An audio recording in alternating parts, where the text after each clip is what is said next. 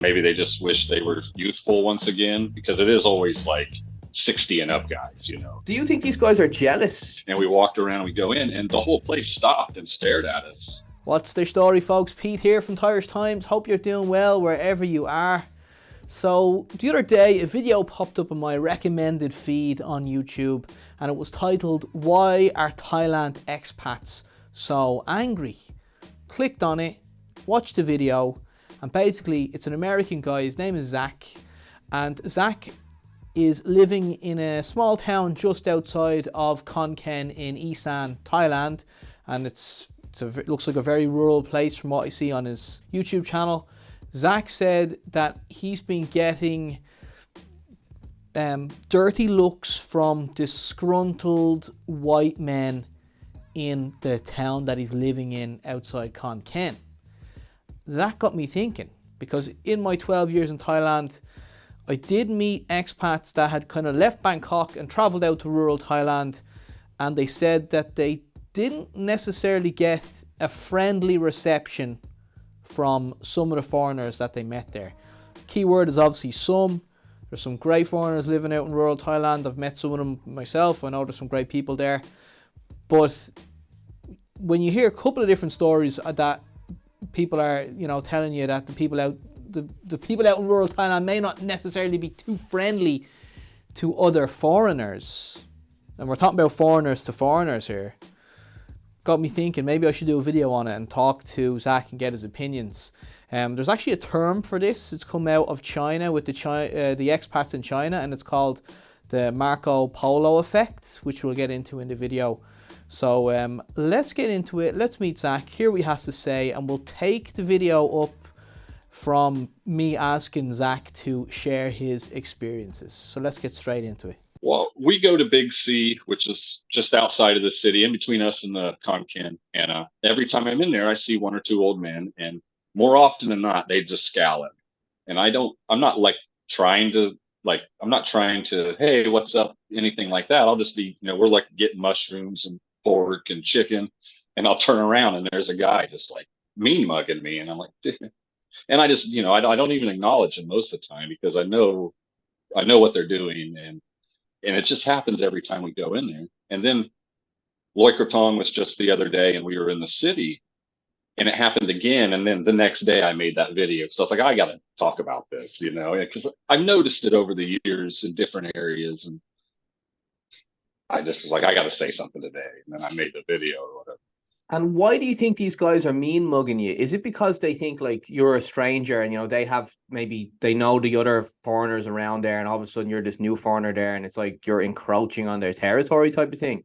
Well, I've heard it called the Marco Polo effect, where guys get into a little area and they're the only ones around, and they like it that way. And I don't know how accurate that is, but I'd heard of this before, and then it started happening more and more. And I'm like, I think this is what people were talking about here.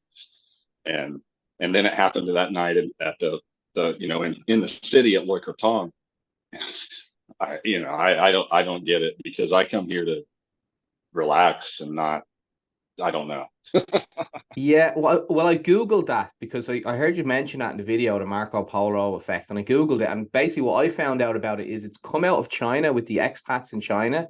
That's kind of where the word originated. And it was used to describe like unfriendly, grumpy foreigners that don't want anything to do with other foreigners and are kind of slightly, not hostile, but let's say unfriendly to other foreigners that they meet in China. Do you think these guys are jealous of you? Are they like looking at you and saying, well, maybe they're jealous because you've got a pretty girlfriend, or are they jealous because, I don't know, what do you think it is? I think it all comes down to somebody in their bubble that they haven't seen before.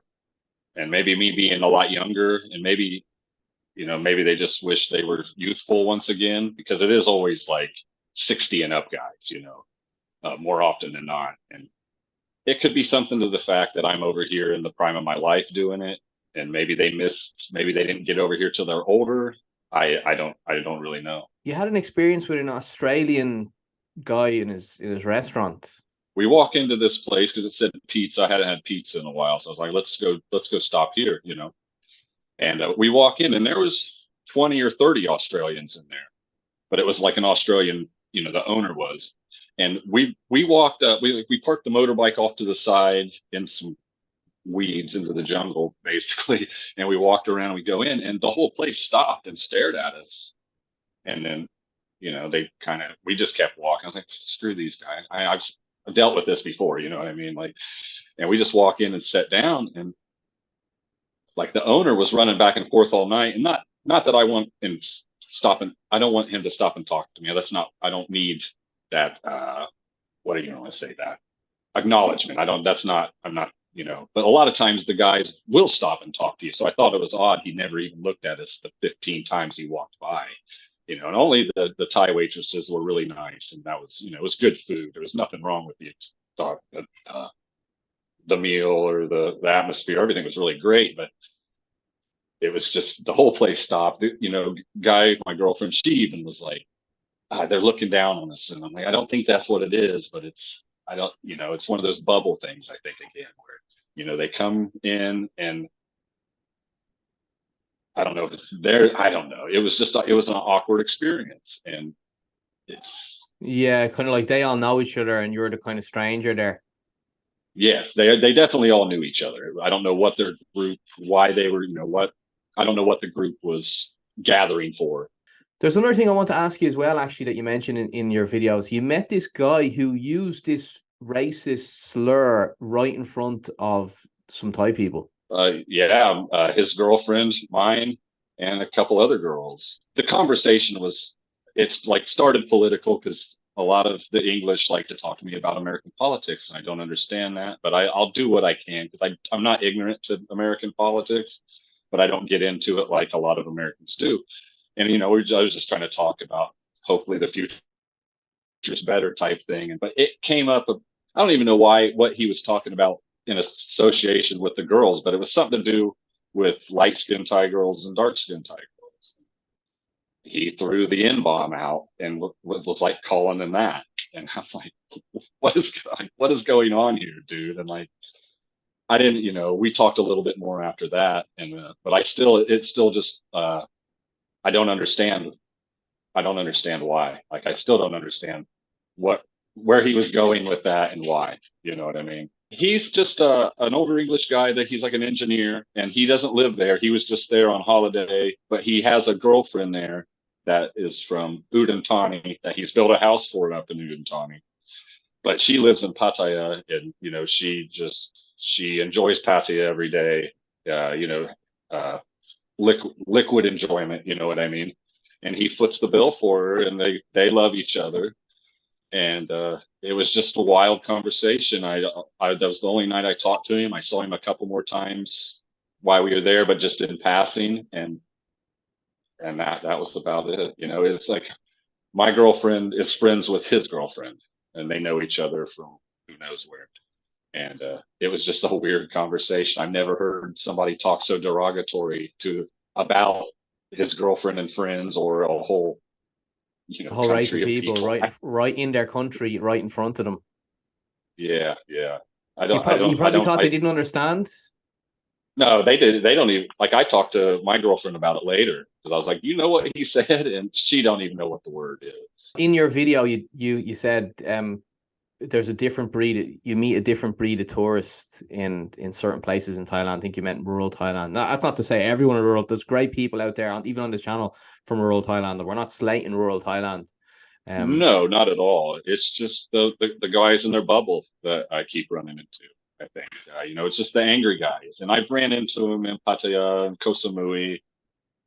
Everywhere I've been in Thailand, I'll end up meeting an angry old man, and either in passing or get to know them. I know this guy on Koh Samui. He's an English guy. He's been there.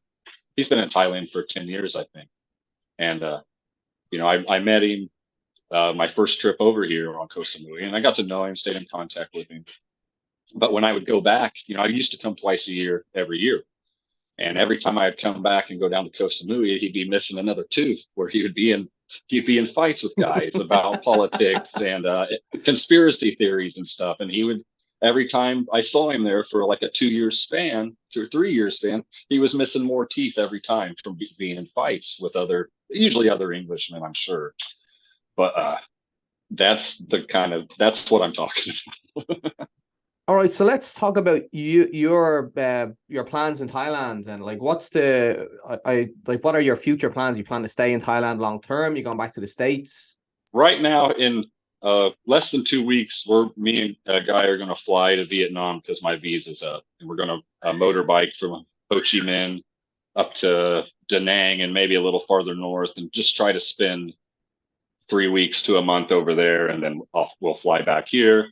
I'll get my 2 more months, or 30 plus 30, and I may go home after that and try to go back to work, or I don't really know yet. Like I own a rental property, and it's my income is just enough for us to stay up here, or we would probably be somewhere else staying.